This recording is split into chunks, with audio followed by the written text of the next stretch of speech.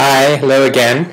I was asked to speak for a few minutes specifically about synagogues that have gotten rid of their dues and have moved to a voluntary dues system, which is something that I've been researching for the past year.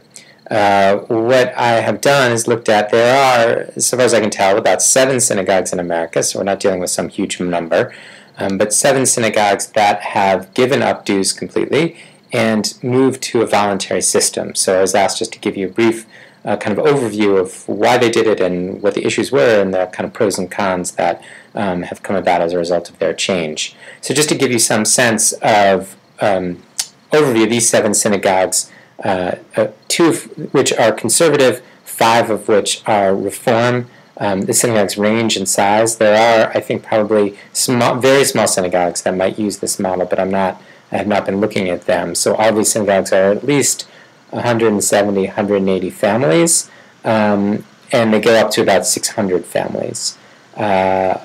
East Coast, West Coast, center. I guess it's a little. I'm just thinking of the in terms of the election. I guess they're all in blue states, but Jews tend to be in blue states anyway. As I mentioned, conservative and reform. The synagogues that have done it have all done it, with one exception, have all done it within the past 3, 4, 5 years. One synagogue has been doing this for about 20 years in outside of Chicago, and was founded on this. One of their founding principles was that they'd be a voluntary dues synagogue. So the basic premise of a voluntary dues synagogue, voluntary donation synagogue, is there's no one name that has been captured. Free synagogue, voluntary dues synagogue, voluntary contribution synagogue. The basic premise is the following. Synagogue takes a look at it. It's very simple. Synagogue takes a look at its budget. All the synagogues exclude the school budget. So we can if we have another conversation about this, we can talk about the school budget later. But they've taken away the school budget and said, what is our budget? They divide that number by the number of families that they have, and they call that number their sustaining number. And some call it a sustaining number, some call it the dues number, even though it's not dues. It is. I think the sustaining number is the best name for it. They take that number, they call it a sustaining number. They send out a note to everybody in the congregation. They say, "This is our sustaining number. It would be great if you could," and the language changes a little bit each place, but this is our sustaining number. It would be wonderful for you to go above and beyond the sustaining number, but you pay what you want. End of story. And so that ultimately it doesn't look so different from dues, where you send out a dues letter and says this is how much an annual family dues membership is, and then people can pay what they want. If they're not going to pay that number, then they indicate that and they call you. The difference is, and I think it's not a small difference. It's not a huge difference, but it's not a small difference. Is none of these synagogues have abatement committees. They've done away with them, and these synagogues really all make a big deal about the fact that they are a voluntary contribution synagogue, that they are explicitly telling people, this is our sustaining number, but you are free to pay what you want and still be a member of this synagogue. Most of the synagogues have some floor. There is something, $36, $50. Some synagogues feel like you have to pay a little something. You can't be absolutely zero. So it's not entirely on the $36 floor is, of course, it's not very much. The getting rid of the abatement committee, I think, is one of the crucial aspects of this, so that it improves.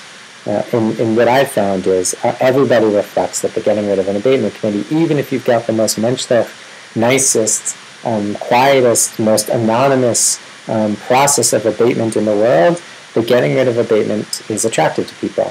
They don't want to feel like a synagogue is looking over their shoulder and knowing how much they make. So that's one of the kind of major upsides of this and benefits of this. The synagogue that I studied, that I wrote an article about for Each Jewish Philanthropy, I think some of you might have gotten it passed by the Federation, profiles of Temple Israel in Sinai, which is a large 600-family conservative synagogue. that they were going to go to fair share, but then even a fair share dues system, but then even in a fair share system, the congregants felt like they were still going to be indicating to the synagogue in some significant way how much money we make, and we just were uncomfortable with that.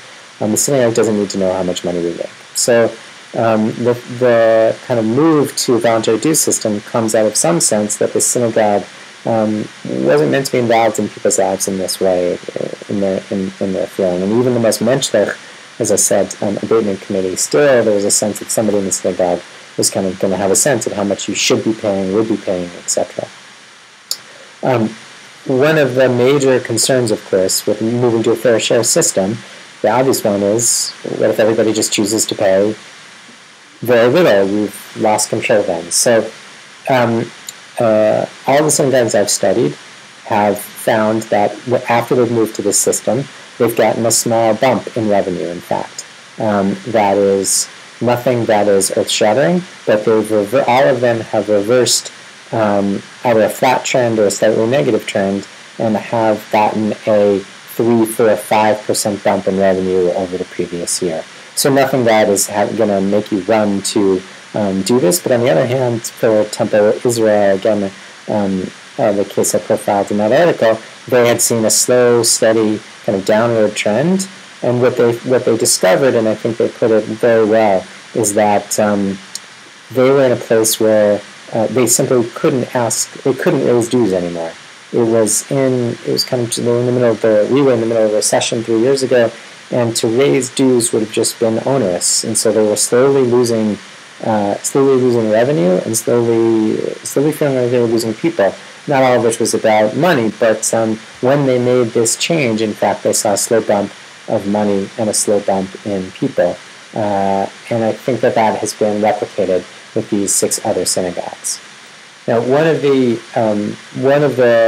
issues which I raise with you, there are 2 synagogues which, when looking at this issue, one of the big questions I get for synagogues, it's probably the most frequent question that I get, is around this issue of, well, what happens if everybody pays nothing? And all these synagogues, the revenue increase they've seen is not, this is I think a key and crucial point, is not because they've had a few wealthy donors step in and kind of make up for people who've chosen to pay less, but they've really been forced to engage people in a significant way and have found a sizable percentage of their congregation is paying over and above this sustainable number. What that sizable percentage is looks different for each synagogue, but we're talking about 20 to 30% of the synagogue is paying over and above a sustaining number. So it's not 5 families who chip in, a huge amount of money to make up for everybody else, but all of these synagogues have seen a good percentage of their congregation going over and above the sustaining number. What that tells me is that these are all good synagogues who've made this change. That is, if you are this model of a free or voluntary contribution model, I don't think can be used for a synagogue that's in a significant amount of trouble. This does not, for a mixed sports metaphor and a mixed religious metaphor, that this is not a good Hail Mary play for a synagogue that's in financial trouble. My sense is that these are all good synagogues and engaged with members enough so that when the ask came to step up and pay over and above the sustaining amount, it was a number of members who have done it and continue to do it over the years. The downside of this model is that it does put a lot of pressure on development. The people are happy because they don't have an abatement to deal with, but it does force them to really step up the level of development, not in terms, again, I think of necessarily going after big donors, although of course that is not going to hurt, but in terms of making sure that people feel engaged with the synagogue such that when given the opportunity to pay what they want and what they're going to value the synagogue as, they step up and pay at least the sustaining amount. And that's really what this model, I think, kind of pushes the deep question of, well, how much do people value synagogues? If you turn around, instead of saying, we are not going to price the synagogue at a certain amount, but we're going to say to you, what do you value the synagogue, and that's how much you're going to pay, it really kind of steps up the onus on the synagogue to prove that they're worth the amount of money that people are going to pay in a kind of way that I think is subtly deeper than in a dues system where you've put forward the amount of money that you want people to pay, even with the abatement system. My time, I see, is almost done. There is much more to say about this, but I've already spoken quickly for 10 minutes. I would only add, interestingly, that Panera Bread, the restaurant chain, has experimented with 2 pay-as-you-go restaurants where people, there's exactly in this synagogue model I've described, they'll have a set kind of, this is how much it costs us to make I don't even know what Panera serves, grilled cheese sandwich. Here's how much we suggest, but pay however much you want.